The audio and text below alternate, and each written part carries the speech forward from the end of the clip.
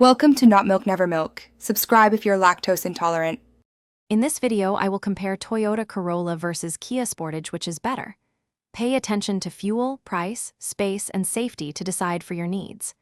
I will walk through driving feel, mileage numbers, cargo space, tech features, maintenance expectations, and insurance implications.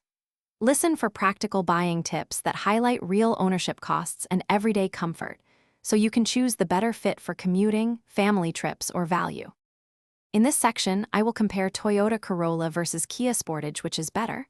Look at 30 mpg versus 25 mpg as typical combined figures, and note horsepower differences that affect passing and merging. The Corolla feels nimble in traffic, while the Sportage handles heavier loads and rougher roads with more ground clearance. Consider daily commute length, hill driving, and occasional towing needs when weighing efficiency against utility and power. In this short break, I will compare Toyota Corolla versus Kia Sportage, which is better.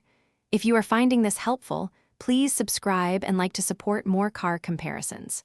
Quick recommendation: grab the Owala water bottle for hands-free sips on long test drive days.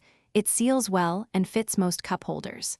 Check the description for the link and other deals. Now let's get back to the video. In this part, I will compare Toyota Corolla versus Kia Sportage, which is better.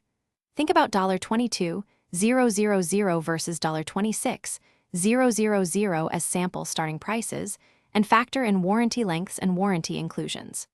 The Sportage markets more interior space and a taller seating position, while the Corolla gives economical running costs and compact convenience. Balance passenger comfort, cargo needs, and long-term value to decide which matches your lifestyle and budget priorities. Thanks for watching. If this was helpful, leave a like and consider subscribing. See you next time.